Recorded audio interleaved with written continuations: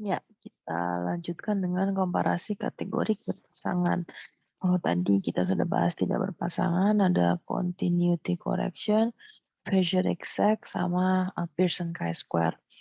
Untuk yang berpasangan disebutnya McNemar dan Cochrane Q. Nah, ini teman-teman bisa lihat tidak ada garis ke bawah, jadi nggak sepusing kalau yang tidak berpasangan. Kalau yang berpasangan berhenti sampai apakah mereka dua kelompok atau lebih dari dua kelompok. Jadi cukup menggunakan McNemar atau Cochrane Q. Balik lagi nih relatif jarang digunakan, tapi tidak menutup kemungkinan untuk teman-teman menggunakannya. Untuk kedua uji tersebut sebenarnya adalah termasuk uji non-parametric test. Ini sebenarnya sama persis dengan kalau kita uji seperti Mann-Whitney, Kruskal-Wallis, Friedman, dan lain-lain. Sorry, Friedman dan kan related ya, Friedman dan Wilcoxon. Klik non-parametric test, legacy dialog, lalu klik to related samples apabila yang dibandingkan adalah pengukurannya 2 kali. Nah, biasanya kan by default Wilcoxon ya. Nah, ini jangan lupa contohnya McNemar apabila memang tadi variabelnya adalah kategorik. Kalau Wilcoxon kan digunakan pada komparasi numerik, sedangkan McNemar digunakan pada komparasi kategorik. Nah, ini ceritanya kita bandingin status Perio awal dengan status Perio 1 minggu. Lalu langsung klik OK, semudah itu. Dan yang dibaca adalah exact, significant detailnya. Ini adalah p-value-nya. Jadi ada perbedaan antara status Perio awal dengan status Perio 1 minggu setelah perawatan, misalnya seperti itu. Jadi nggak terlalu rumit. Untuk mendapatkan angka-angka yang akan diinput di tabel hasil, sederhana, klik Analyze, Descriptive Statistik, lalu Frekuensi. Pastikan variabel yang ingin dilihat distribusinya, masukkan ke Variables, lalu klik OK. Nah, akan keluar di sini adalah persennya dan frekuensinya. Untuk ingin tabel sederhana, hanya berapa yang awalnya sakit, sehat sorry di sini, terus setelah 1 minggu jadi berapa orang, dan kebalikannya kalau yang periodontitisnya berapa, yang ini yang di awal ya, yang ini adalah setelah 1 minggu. Kurang lebih seperti itu. Hasilnya interpretasinya ada perbedaan proporsi status kesehatan periodontal pasien sebelum dan sesudah 1 minggu. Ini adalah yang awal, ini adalah 1 minggu. Yang awal ceritanya semua periodontitis ya, jadi tidak ada yang sehat.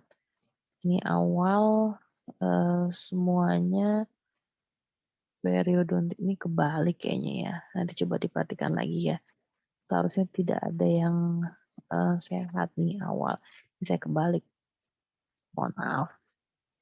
Oke. Lalu untuk yang uji satunya lagi, sama ya klik Analyze, non-parametric test, legacy dialog. Kalau tadi itu related samples, kalau ini key related samples. Jadi pengukurannya lebih dari 2 kali. Masukkan semuanya ke test variable, yang tadi ya lebih dari 2 kali. By default biasanya ini uji Friedman. Kalau untuk komparasi numerik, kalau untuk komparasi kategorik jangan lupa contreng Cochrane's Q. Lalu klik OK, sesimpel itu. Lalu bisa dilihat hasilnya. Ada data di emas yang bisa dijadikan mainan ya untuk analisis data. Sebenarnya untuk komparasi kategori ini kuncinya di latihan. Dicoba aja dulu, nanti dengan latihan akan paham apa yang dimaksud dari kuliah-kuliah tadi. Karena memang kalau diomongin sakit kepala ya, saya sakit kepala ngajarinnya. Oke, ini appendix sedikit tambahan untuk tabel 2x2. Mungkin teman-teman ketika medlit pernah belajar mengenai odds ratio atau risk. Ini pada dasarnya sih tabel 2x2. Biasanya untuk cross tabulasi kita hanya klik chi-square, ini boleh ditambahkan contreng risk. Diklik ya. Nanti akan keluar tuh odds ratio-nya misalnya 3 kali lipatnya. Artinya subjek yang sering merokok mempunyai peluang 3 kali untuk memiliki status periodontal sakit dibandingkan subjek yang tidak merokok. Cara bacanya jadi estimate ya, risk estimate. Ini kadang kalau memang teman-teman dirasa penelitiannya butuh mengetahui resiko atas suatu outcome ya silakan menggunakan risk ini. Tapi tadi hanya bisa digunakan pada tabel 2 kali 2. Ini contoh risk estimate lain, ibu yang tidak bekerja mempunyai peluang 5 kali tidak untuk menyusui eksklusif dibanding ibu yang bekerja.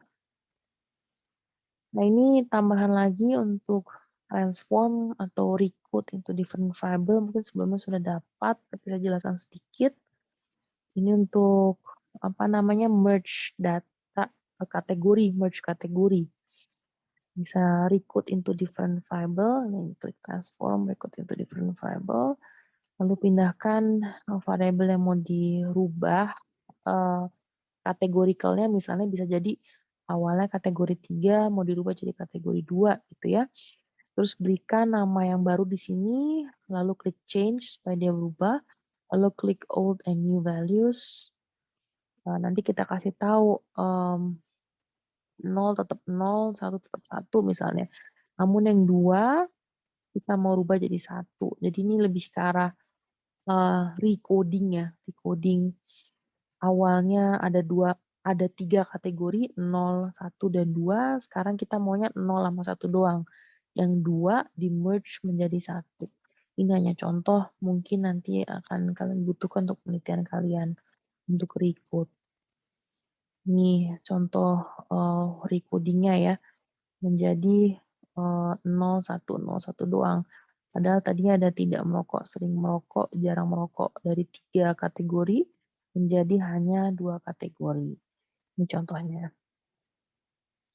Sekian, terima kasih.